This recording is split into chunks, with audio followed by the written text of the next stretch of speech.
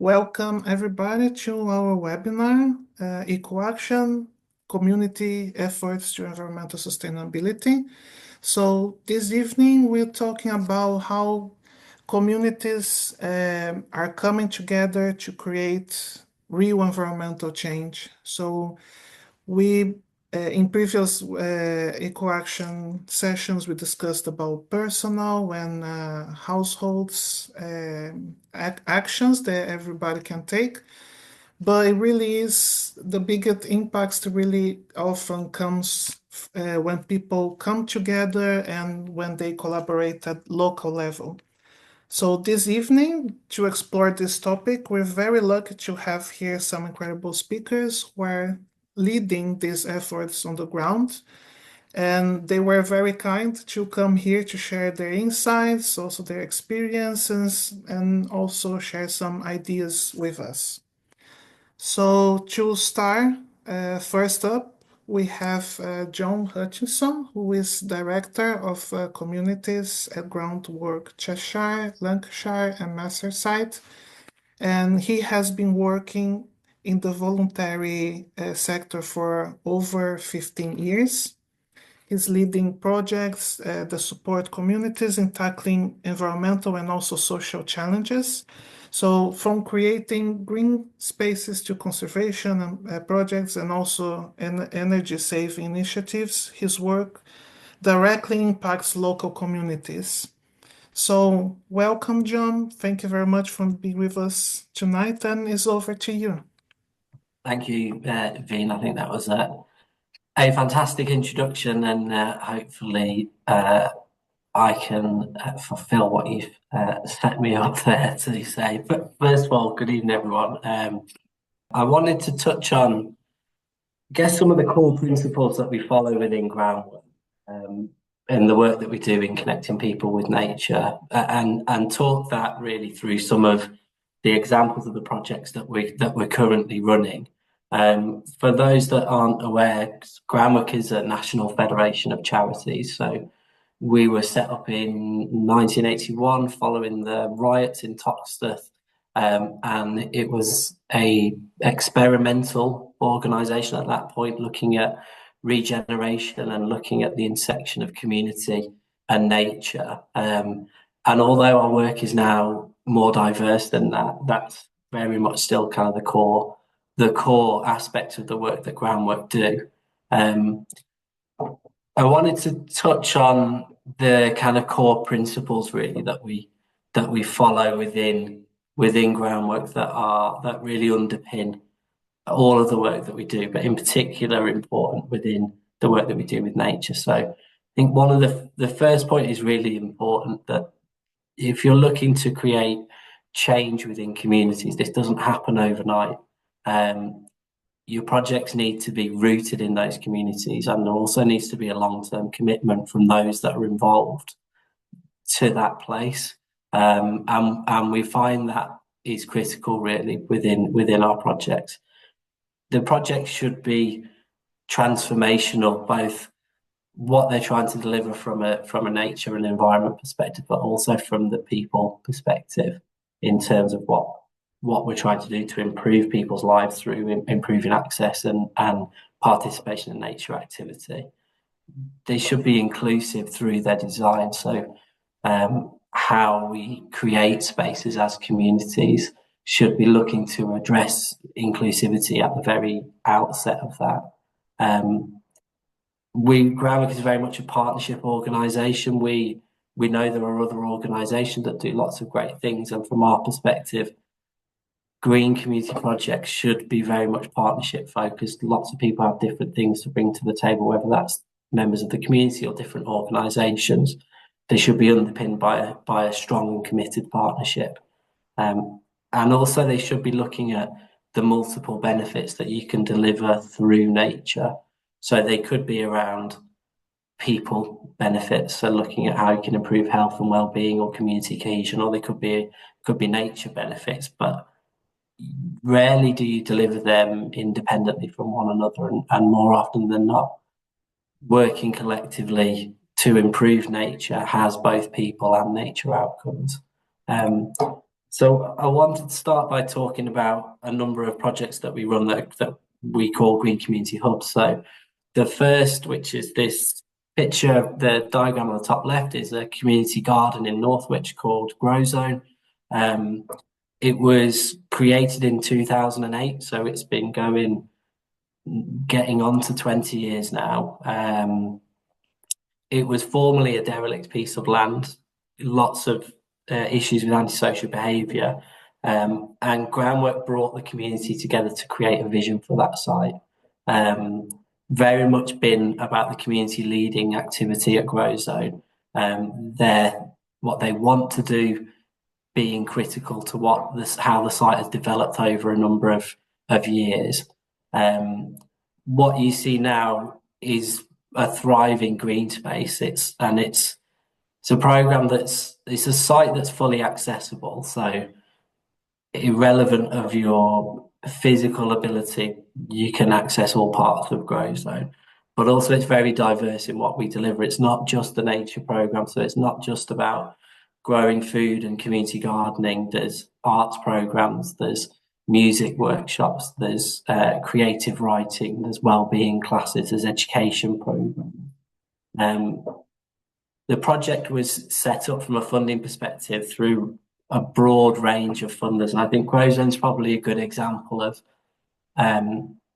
the ability to deliver multiple benefits from a site allows you to access funding from a range of different organisations. So we've had, over the years, we've had funding from big funders like the lottery, local funders through trust and foundations.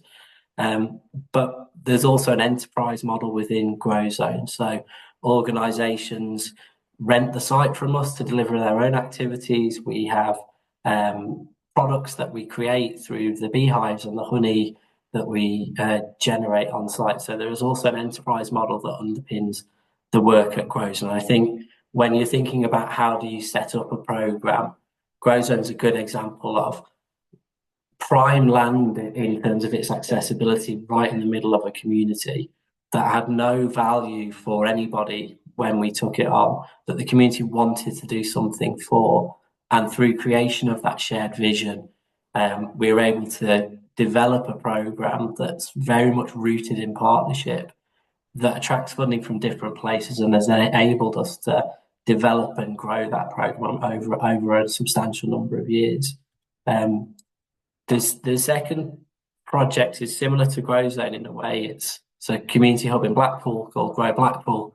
Again, it was set up through the locally created Fairness Commission, so looking at social inequality within Blackpool and how that could be addressed.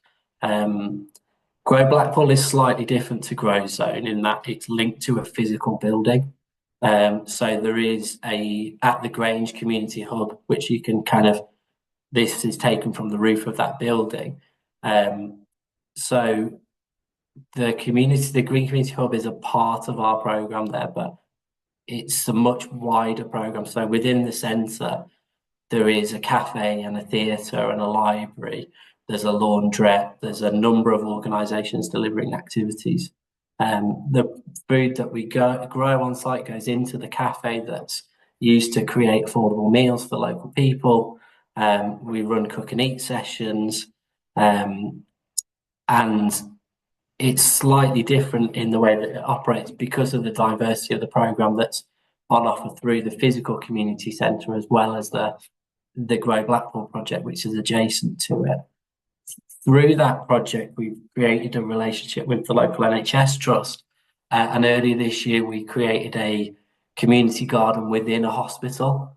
So again, looking at the therapeutic benefits of community gardening, the hospital project is about engaging people while they're in hospital in nature activity, horticultural therapy, and then transitioning that support once they're discharged from hospital back to Grow Blackpool. So there's an engagement point where people want to get out of hospital beds and they want to be outside, building their confidence, building their knowledge, and then transitioning that back into the community setting. The third project, which is under our Green Community Hubs banner, is a project in Liverpool called Speke. So very, very similar to Grozone. This is what the site looked like in 2017 when the project started. Very much an area that's attracts a lot of antisocial behaviour, very little environmental value, no social value for the community. Again, it was about the creation of a co-designed vision. So around about a year, we worked intensely with the local community to create this vision. And then what the project looks like now is completely different. So the facilities on site are varied and the programs that we deliver are also varied. Support about 125 people a year at Speke. We work with about 51, last year we worked with 51 young people. And again, it's not just about the nature programs. There's a wide range of projects that are delivered on this site, some of them by ourselves, but some of them by other organisations. The Northern Network really is the bringing together of the projects that I just mentioned. So the Northern Network is a national lottery funded programme to support 30 communities over the next 2 and a bit years to create their own green community hub within their neighbourhood. So we're working with 4 other GroundWork trusts across the whole of the north of England. Again, the programme is about co-design, it's about community power, it's about community decision making. And the core principles in terms of the work that we're doing run throughout this. So it's about bringing people together. It's about building healthy, happy communities. And it's about giving the power to the people in that community to make those decisions and to make this happen. The next thing I want to touch on, which is a slightly different area of work that we do in terms of natural environment, is the work that we do around rivers. But within the UK, there are things called river catchment partnerships. So each river has a catchment that feeds that river, and there is a catchment partnership that work collaboratively to improve the quality of the river. GroundWork hosts 2 of these catchment partnerships. They're a really good way to get involved in river action locally and find out what's going on. And through that, we run a range of different programs. So we do a lot of work around citizen science, around river monitoring, identifying pollution, and feeding that data back into organisations like the Environment Agency that can enforce action on those that are polluting rivers. And we also do a lot of work around education, so working with children in the classroom. So we have a programme that's called Trout in the Classroom, which is about raising trout in a fish tank, seeing the kind of life cycle and growth of those, and then releasing those into the local rivers. So a really good, engaging project that's about building environmental champions at a very young age and young people understanding the importance and the value that rivers have. Lastly, I wanted to touch on the kind of broader landscape scale work that we do. So the projects I've touched on tend to be quite small scale projects, very much in urban areas, but we also deliver a number of bigger landscape projects. So Rivington Terraced Gardens is in Chorley in Lancashire. So it's a 45-acre heritage park. It's got 11 listed structures within it, and it was when we got involved in the programme, it was in essence falling apart. It had been neglected for a number of decades. Again, through the creation of a community vision for the gardens, we were able to secure £3.5 million from the Heritage Lottery Fund to work over a 5-year period to restore and protect the gardens and create a free and open access for communities long into the future. The gardens are spectacular. They're beautiful looking places, but prior to the involvement of GroundWork and the partnership, which in essence brought all of the community together around doing something positive to this, the gardens were fundamentally falling apart. The Terraced Gardens is, again, slightly different in its funding model. So it was the renovation of the gardens was funded through the Heritage Lottery Fund, but the ongoing upkeep, that finished probably about 4 years ago. So the ongoing upkeep of the gardens is supported now through income that's generated through primarily a series of high-profile events that we run. So we use the gardens to host an annual festival of light, to run music festivals and other community events that are ticketed events that generate an income for the long-term conservation and ongoing maintenance of the gardens. Very lastly, because I'm conscious of time, I also just wanted to touch on Lindow Moss. So Lindow Moss is a really interesting landscape. So it's based in Wilmslow, in Cheshire. It's around about 5 square kilometres of landscape, but within this is a cut over peat bog. So peat bogs, cut over peat bogs are terrible for the environment. They emit a significant amount of carbon, but the restoration of those peat bogs actually can create a significant carbon sink. So we've been working with the local community, which has been driven by some academics that live in that area, to create a 10-year plan of how you can restore this mossland back to it being a functioning peat bog. It's a complex process, but there are a number of aims that are listed there that we're aiming to deliver through the development of this. Again, it's funded through a range of different sources at the moment, and we've got funding to deliver probably the first year of this 10-year plan. But going back to my first point around the key principles, GroundWork has made a long-term commitment to that community that we will help them achieve this vision. And yeah, so just to reiterate, I'm conscious I'm probably running into somebody else's time. The key points from me in terms of how you create, manage, deliver these sorts of programs is the most important thing is about bringing people together and creating a shared vision, and that the community are central to that and are leading that vision. That partnerships are critical to the ongoing success of those, and organisations, particularly working with organisations with shared values, even if they might have different expertise.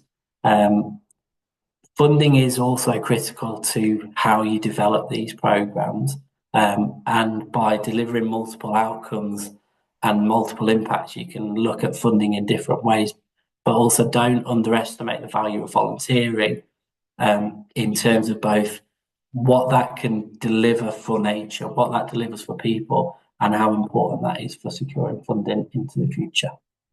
And yeah, thank you. Thank you, Jon. I think it was a very amazing to hear about all the work that you do with GroundWork and how you shape it together with the communities. I think it's quite inspiring and a very important intake. So thanks for the insights. Next, I would like to invite Annie Mary, who is Director of Faiths for Change. She has been involved in environmental and social justice work for decades, helping people connect with sustainability in a practical, hands-on way.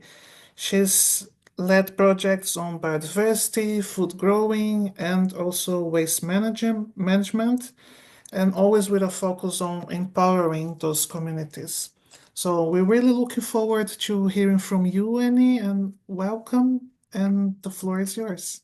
Thanks, Yvonne, and thanks to Jon. Much there to build on Jon, and just second thanks to Jon for inviting me to be part of this experience. So it's really good to be with you all, and I have a few slides to share. As Yvonne says, for the last 20 years, I've run Faiths for Change. We started life as a project of the Anglican Diocese of Liverpool under one of the former bishops, James Jones, and that ran as a project for 6 years, with independent funding from the North West Regional Development Agency.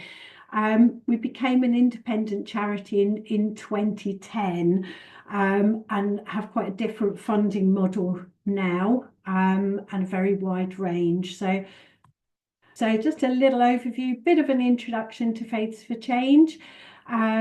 I wanted to share a timeline of one of our key areas of work, and then 3 sort of snapshots, if you like, of 3 of our projects, and then some things that, you know, building on what Jon said, and that I think are really important to us, particularly working with different world faith communities, as well as people that don't have a religious faith, and kind of some of the benefits of the ways of working, but also the work we've been doing. So, as I say, Faiths for Change became an independent charity in 2010, having started life as a project in 2004. Our funding is primarily through grant applications. We do earn a little bit of earned income, and we do benefit from generally quite small donations, all of which help us to stay afloat. Just for perspective, we are a living wage foundation employer, and we're very proud to be. We have been since 2016. And our turnover in the last year is around about 160,000. So we're not a big organisation. We're not actually a religious charity. We're an environmental conservation and education charity. But of our 2 objectives, one of which is to work with faith communities, particularly in the most challenged communities, to engage people with nature, conservation, education, but that whole kind of range of benefits, but also kind of recognising that the unique gifts that faith communities bring to working in this field. Obviously, kind of moral imperative to work to care for creation with others, caring for all species, not just humans. But also the kind of networks, buildings, land, and that commitment at grassroots level, that longevity in different communities. Since 2010, we've delivered over 300 co-created partnership projects, some of which have been very tiny, so financial value about £500, and then others much bigger. We're very active at strategic level in the Liverpool City region. I'm on the Liverpool Climate Partnership Board, as well as Nature Connected, which is the Blue and Green Infrastructure Board, and as well as various others at different borough levels. And we see this as being really important because it's about harnessing the different resources that Jon's talked about. To some extent, part of that is partnership, but also kind of knowledge and expertise to bring to and enrich grassroots action, and simultaneously kind of be able to share the kind of grassroots action that we're undertaking with communities across the city region and Cheshire back at the strategic level. So there's a kind of policy and strategy involvement and informing, and that works really well all round. So we've got 3 key areas of work: land and nature, creative skills and education, and then faith and climate. And a lot of that work, I'll kind of share a timeline on that now. So I really wanted, given that I'm talking to an audience, particularly possibly people of faith, but particularly people who are connected through Religions for Peace. So of our 3 key areas, I wanted to focus a little bit about faith-rooted climate emergency and kind of eco-related projects. So roots in the city in Liverpool City Centre. This church, St Michael's in the City Church, when we first encountered them in 2018, they've got a lot of land, and they are literally bang on the city centre. They've got a very tiny congregation of kind of 8 to 10 elderly people, and the land hadn't been touched for 20 years. So in some ways, not dissimilar to some of the projects that Jon's talking about there. Fast forward, and we started working with them literally just for 6 weeks. They were kind of hosting a food bank one morning a week, a church service one morning a week, and an AA group, Alcoholics Anonymous group, one afternoon. The rest of the time, everywhere was shut up, nothing happening, lots of fly tipping in the car park, etc. Working together in the short term proved really well. We literally cooked meals for people coming to the food bank, had conversations about the land. Similarly to Jon, we did some planning workshops. We engaged people from the different churches. There's a second church on this housing estate, a Catholic church, but also kind of put it out to the school and local community. And fast forward to where we are now, there's a lot more information on the website.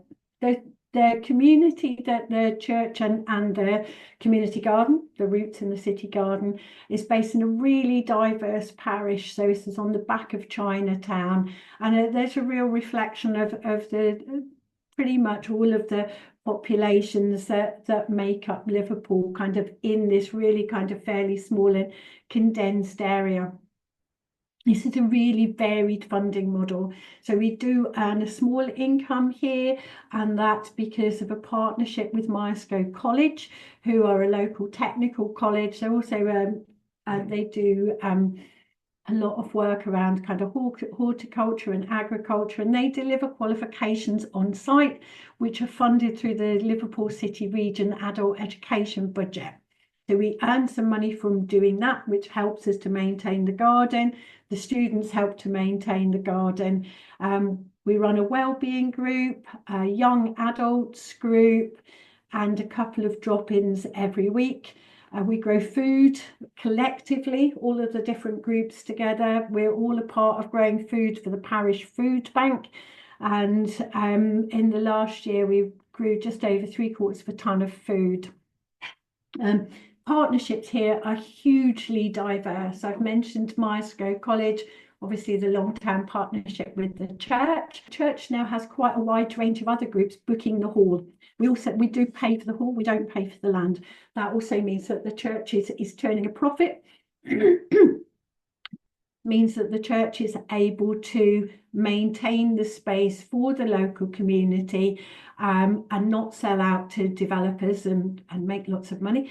I'd say one of the things that I would encourage you to think about if you're going down the path of creating even small scale projects is be creative in terms of kind of what resources you need. We have, I mean, you can't see it in this picture, but at the back of the garden was a fence that was kind of held up with props and not in very good shape at all, but not really much hedging. And so we wanted to plant a native hedge. So we got in touch with the local community forest, Mersey Forest, and they gave us a load of trees. The local transition towns group were really interested in doing a project. They came and helped plant the trees. And yeah, the rest is history, really. We've developed partnerships with Open Eye Gallery when they were doing a climate change photography workshop. And we have really good engagement with the local community, sort of from the estate and wider. We've built relationships with Liverpool John Moores University. We have nursing and paramedic students on site, on placement for up to a month at a time. And their work really with us is twofold. One, learning about kind of health promotion and inclusion and the many benefits of having a space to come, being in nature, whatever that looks like. Sometimes people just come and sit and have a cup of tea. Sometimes people are gardening, etc., etc.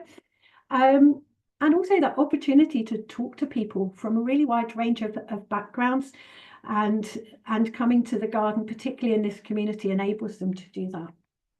So the Liverpool Interfaith Walk, which is in the L8 area of Liverpool, probably the most diverse in Liverpool in terms of faith community buildings. So this started just over 3 years ago, and it was really an opportunity for people to kind of get to know their neighbours. This is a really minimal money project, but actually has a huge benefit.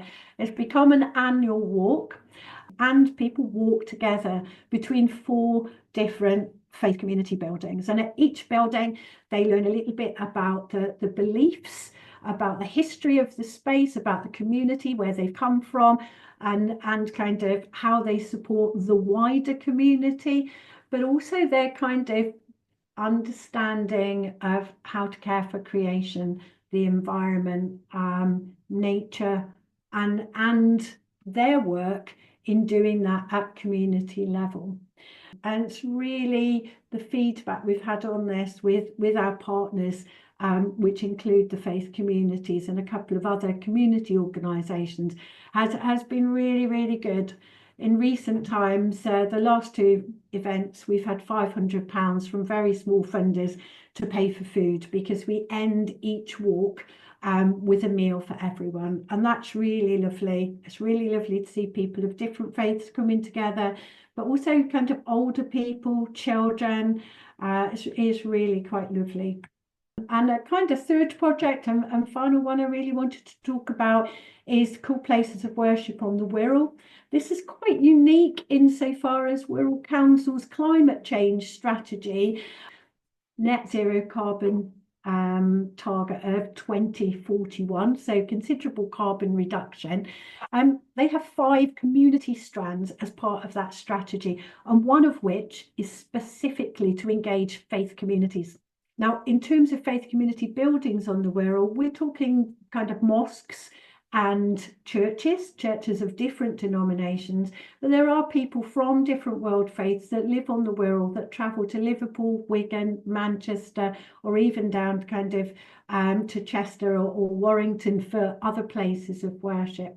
So it began with an inquiry event, and we basically put out a call to people from different faith communities from across the Wirral to start with, to say, you know, are you interested in coming together to kind of share work that you're doing on the environment, practices, opportunities, challenges, etc. And that was really popular. We had 60 odd people come to the initial event. We now have a core group of 14 places of worship and 40 odd places of worship engaged, and numerous projects over that time.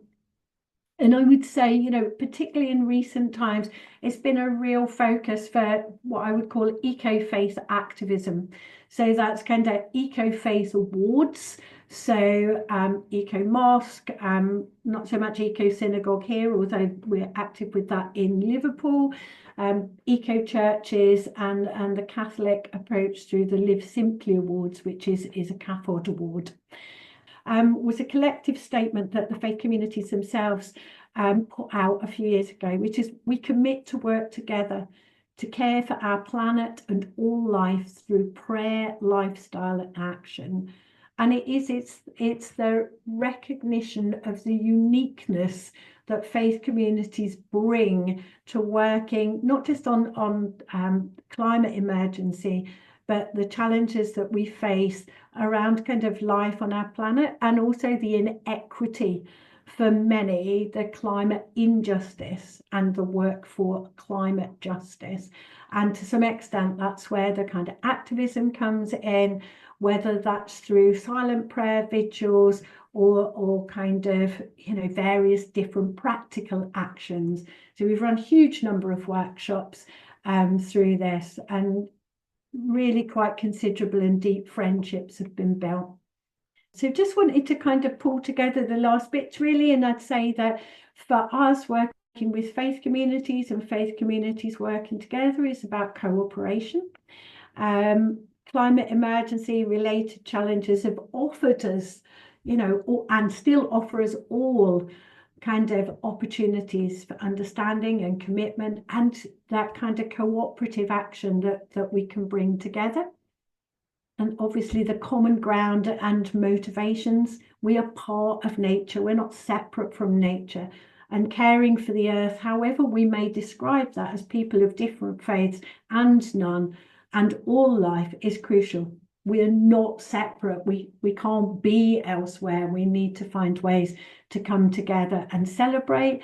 And that is, as Jon said, you know, for the health and well-being of all.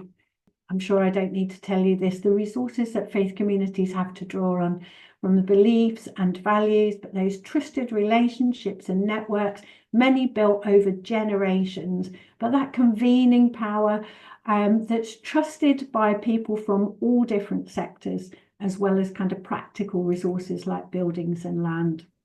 So I'd say if you're starting out on your journey and you're looking to create kind of community projects and you're coming from a faith perspective, or you want to work with people of different faiths, identifying that common ground. What's the opportunity or challenge that you've identified?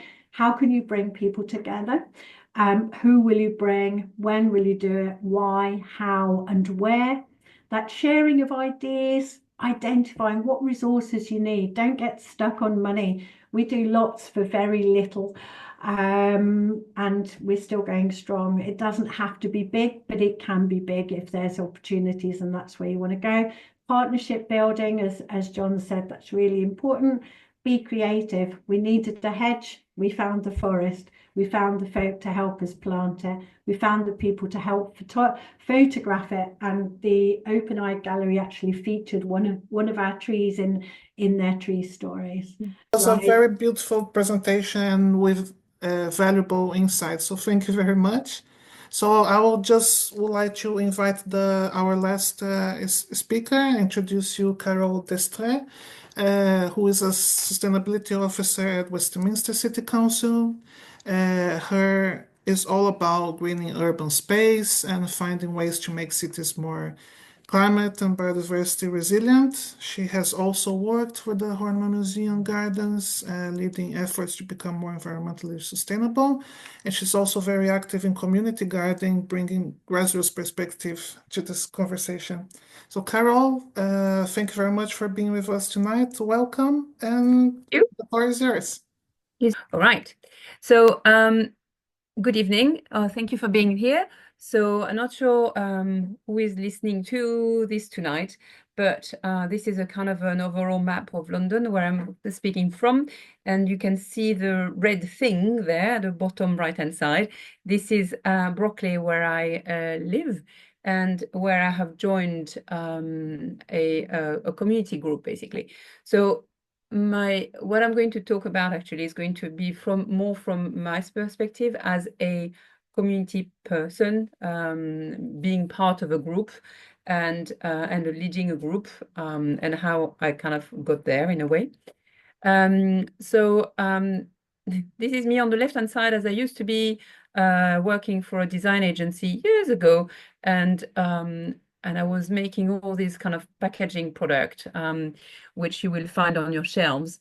And what I was doing there was very much about pushing consumption, basically, creating things that people would actually buy, and do them over and over again and change them to make sure that you would buy this one rather than another one. And even at the time when I was doing that, I was really, so I quit 14 years ago. And at the time, I was like really anxious about what I was doing, although I loved the creativity of it, but thought, my God, what a bloody waste all of this is. And started looking into the packaging and the recyclability, and trying to actually talk to my colleagues about that. But unfortunately, 20 years ago, it's not something that people thought was very important at the time. Anyway, all of that to say that finally I left and did a master in environment, and I ended up working as a waste officer for a council. And then here it's in front of the Horniman, which I joined later on, which is a gorgeous museum in southeast London. And part of that, I did a forest school training, so as well, which is here, to actually work with children as well. And this is the Horniman, I'm a part of it anyway. And here, as part of my job, basically, so the Horniman is a museum dating from the 19th century, and it declared climate emergency in 2019. And part of my remit was very much, was very much to try to engage with people about climate. So kind of go out of the museum. So I was working with several people to do that. And so we've got an aquarium, and as you can see, we're doing some exhibition as well to talk about the effect of plastic on animals, because as you can see there, they actually look like, they could look like midges, and they could be, oh, how do you call them? I can't remember how. Things that actually float like that. How do you call them? And swim, and they can be eaten by turtles. And so trying to actually bring all of that aspect of the environment outside of the museum, so engaging with people, with the community around the museum. As you can see on the top left-hand corner, the Horniman organizes music concerts and stuff like that. So there's a big kind of community around that museum. And I was trying to engage with people. And on the right-hand side, you can see I was organizing litter picking. And so using the museum as a platform to actually kind of gather people's and say, okay, we're going to do a litter pick, and this is actually organized by the Horniman, for example, to trying to actually help or gather people who might not do things by themselves, but are happy to actually do something if something is organized. So there are always things organized by the Horniman, but it could be by any other museum or company or community group which is local to you, that actually offers things where volunteers are needed to actually act on environmental measures or towards the environment, whether it's litter picking or planting trees. I also part of a group called Action Lewisham, so still in Lewisham, near where I live, and that was created before COVID, and this is very much residents-led. So it was actually created by two ladies who are no longer on that photographs because they moved out of London. And it was just two ladies who wanted to do something. And little by little, it grew. And it's but it's actually, so the negative side of it is that actually nowadays we are 7 years or 8 years in, and it's losing steam a bit because we are all working people full time and trying to actually do all of these things at the same time. But it's organizing, as I said, on the left-hand side, litter picking things, which are an easy things to do and quite an easy thing to organize as well. So bags. So we can buy bags, we can actually buy, we got a little grant and we bought the litter picks and we lend them to people actually, or we actually get people to come and do the litter picks. On the right-hand side, we did a workshop on trying to differentiate waste, to try to see what goes in which bin, to try to reduce waste. So we've done that several times. We also, on the middle bottom, we attend fairs and to try to talk to people, basically, about environmental issues and whether it's waste, whether it's planting trees, whether it's reducing the heating in the house or retrofitting. So we organize also evenings or days about that, bringing speakers who know more than we do basically about it, but to try to actually spread the word. On the bottom right-hand side, it is actually talking to councillors. So it's very much about engaging with local politicals and councillors and stuff like that to try to put pressure on what. And thanks to us, actually, thanks to the Climate Action Lewisham heard us, and they declared climate emergency as well, and they asked us to check their policy and the declaration. And on the bottom left-hand side, it's us closing a street, basically, to actually to do a day with children and the parents and with people in the street. So this is all about volunteer, about community action, that we can all do, basically. This is not even from an existing group, it's a created group. So you've got something coming from the Horniman, which is actually a group and offering activities, and you can take them on, and you can actually also join the Horniman, for example, as a volunteer to actually take some activities on, okay? And this is very much about a group that created itself from people who actually had the same aim and doing things very, very locally. And I wanted to take this one, which is a group I still belong to. I didn't join in 2002 because I didn't live in Brockley at the time. I joined in 2006 or 7 or something like that. And as you can see, this was the state of the street in 2002. So it was actually some houses on the left and some high trees on the right, and a long wall with some old toilets you can see on bottom right-hand side. And following that, basically, so again, concerned residents who got together, who wanted to improve the area. And we were lucky to have a landscape designer in our group, and also to have people who who could actually voice what they wanted. So we used people's abilities and capacities and what they actually were good at or willing to do, and we learned as we were doing, basically. So we created what we call a master plan for the area. And then with the support of the council, actually, we engaged with the local community to actually get the feedback. And then it was very much approved. We changed some things and stuff like that.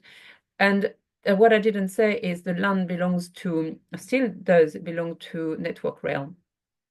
But so with their input, the council input and our input, we created this group, basically, and as you can see, with councillors and stuff like that, and we designed what is now the garden. In 2006, Network Rail agreed to pass over the land, and they started basically doing the clearing. So as you can see here, on the right-hand side, so that was actually the building with the loo that were destroyed. And we got money from Network Rail, from the council, so some grants, quite a lot of money, I think. We ended up having £200,000 or something like that, which was at the time a lot of money, which is still a lot of money. And over the years, we used that to pay for the work, which was done through the council. And that was when the MP presented the project. I can't remember the date of that, actually, a long time ago, 2006, because I had just moved in there. And on the right-hand side, so that was the council's contractor who actually cleared the land and created the ramp access, which is used for wheelchairs, for baby pushchairs, for bikes, basically, as well. And then when the hard landscape, which was done following the design, we started planting. Again, then we got to £7,000 or £8,000 worth of plants. And again, that was a design that was created by our landscape architect, who is not on the picture, actually. And so we followed, there was a theme at the time, and we very much followed it through. And we actually worked over 2 long weekends to plant all these plants. And at the time, we actually put barriers on the side to make sure people were not actually trampling over. This is kind of what it looks like roughly now. And I still belong to this group. So I've been in the group for 16 years now, something like that, yes. And I am now the only one left of the old crew. And it's so I'm the kind of the head of the garden, in a way, because I have to. And but it's actually what we were talking about. I think you have a question about that. It's for us, it's very difficult to find new blood. Although it's in the middle of Brockley, people go through it every single day and they love it. And we work there every other weekend, every other Sunday we're there. And people say, wow, we love it. It's great. Thank you so much for what you're doing. Oh, well, come, John, come out, do an hour or so. I'm busy. And we are all over 50 now. So it's like we're getting on as well. So we still have some energy, but it'd be great to actually have some younger people. I'm lying. I think we've got one young person. But so as you can see, this is quite large, and 3 hours every other Sunday is not enough. But we do what we can to actually keep on top of it and constantly improve it. And the aim of it now is very much about increasing what we've got for biodiversity. Because at the time when we planted, we just planted things, not just, but we planted things to make sure that it was it had to be a good ground cover as well. And we planted, as you can see, bamboo, which I hate. And now, of course, what we're spending a lot of time doing is removing the bamboo, which is so hard, and trying to plant something else instead, of course, which will be much better for biodiversity, which will not use as much water as well. So this is some of the things we've done.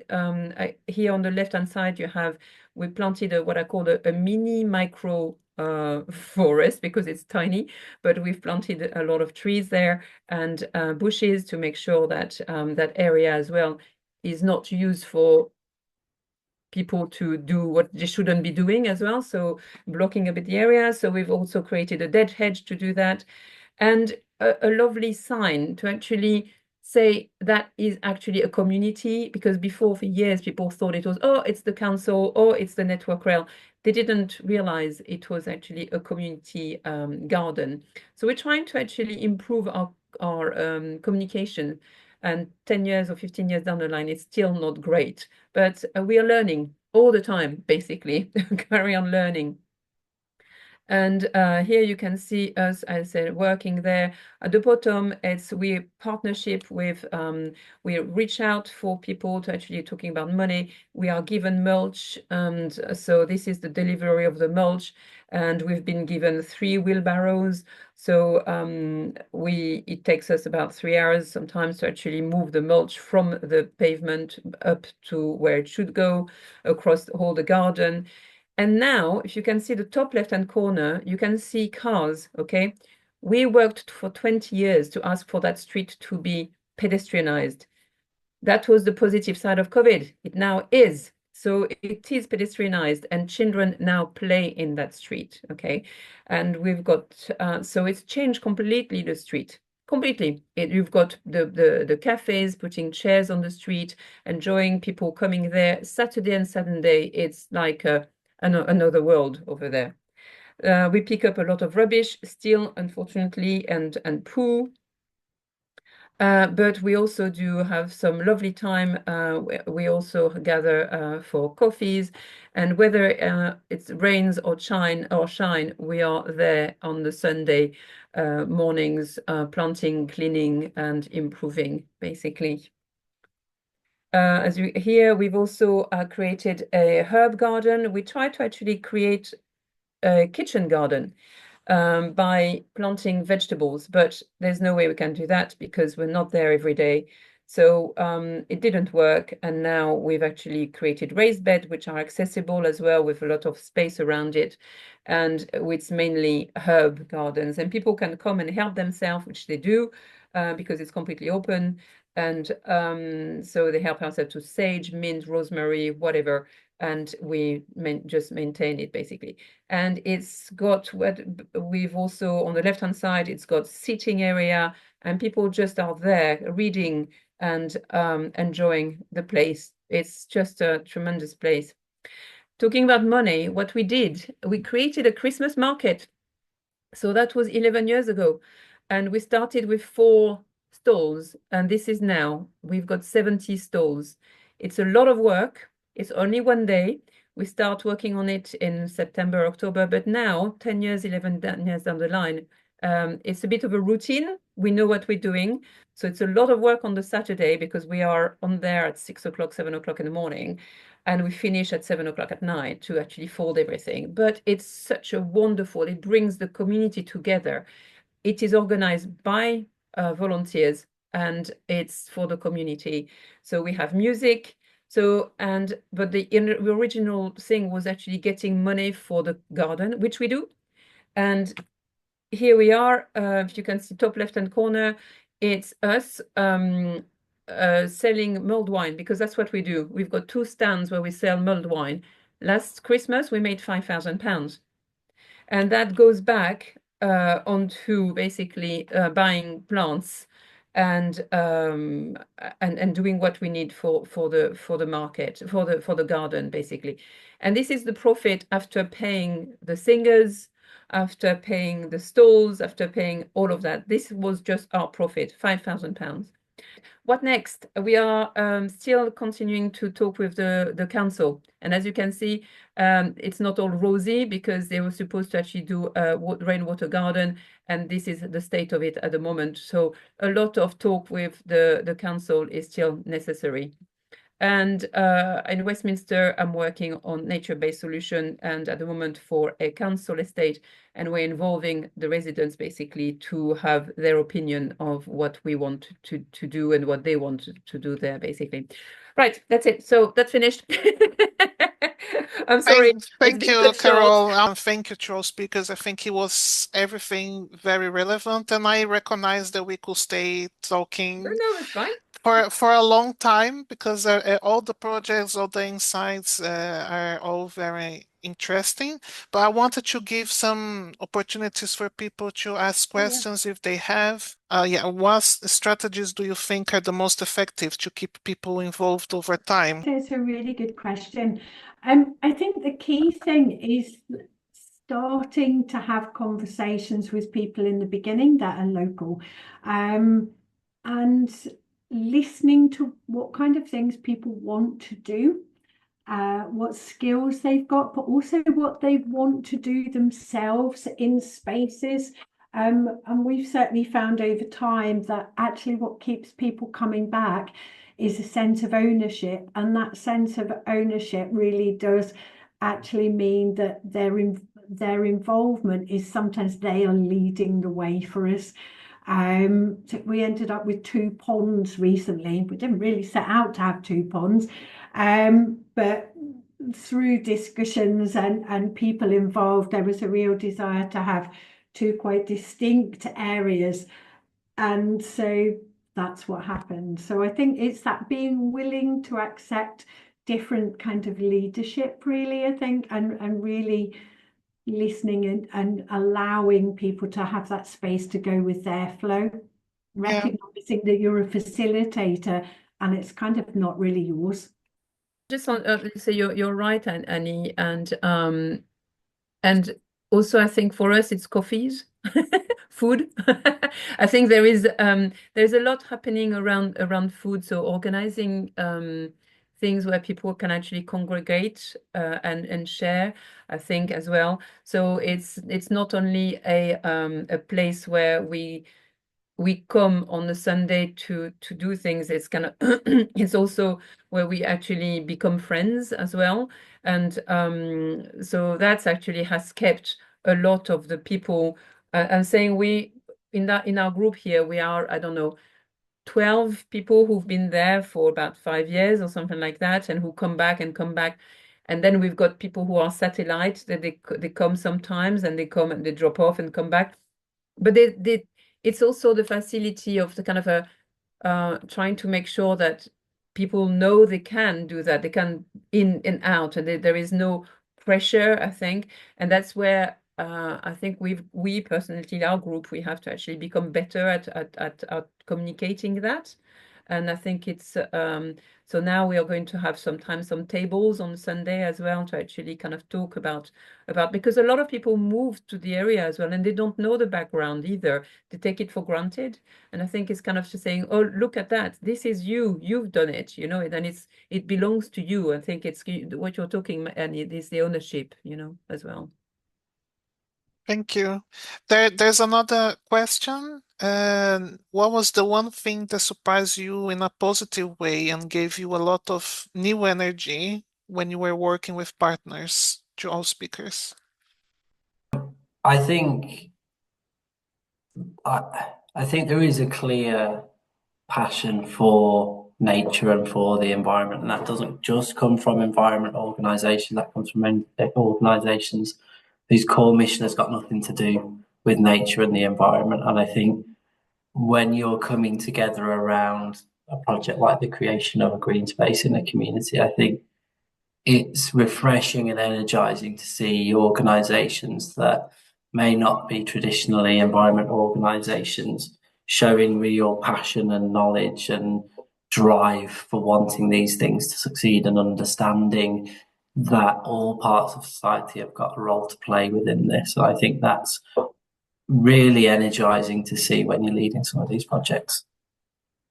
I just wanted to say that for us, it's also the talking about the garden, that garden, Brockley Cross. It's also the because we've got shops, we've got cafes, and it's also the involvement of the local traders as well, because it's transformed the street for the better for them as well, and it's now they are very much kind of wanting to do more. I mean, it's taken time, but now there seems to be a kind of a committee being set up, to actually to now organize events on the street, because the street has become such a center basically. So now people say, oh, let's get together. So it's kind of now it's energized more people, I think, to actually get together and do more. Yeah, I think for me, it's a kind of really simple idea and the impact of it, and it's particularly the interfaith walk. It really was just an idea that, a handful of us were just kind of kicking around and saying, what if? And I think the impact, for me, the energy that came out of it was just walking along with different folk in the community, some of whom I'd met before, some of whom I hadn't. And the amount of people that said, I've always wondered what's gone on behind these doors, but I've never asked. And I didn't feel like I could come in because I'm not Muslim, or I'm not Jewish, or I'm not Christian, or I'm not Orthodox. And that delight that people had from kind of walking in and just being able to ask questions and get a real feel for a space, and just the energy for me that came from that delight, from something really simple, and just being able to go into a neighbouring space and ask a neighbour a question and feel okay. Thank you. Well, because we are a little bit over, so I would like to wrap up this session. Thank you again, all speakers, for coming here tonight and share with us about your work and your insights, experience. I hope everybody go inspired by the insights that you shared in this webinar.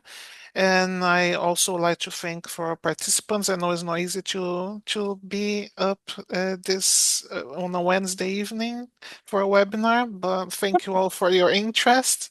And I also hope that most of you are encouraged to look for opportunities in your own communities to get involved.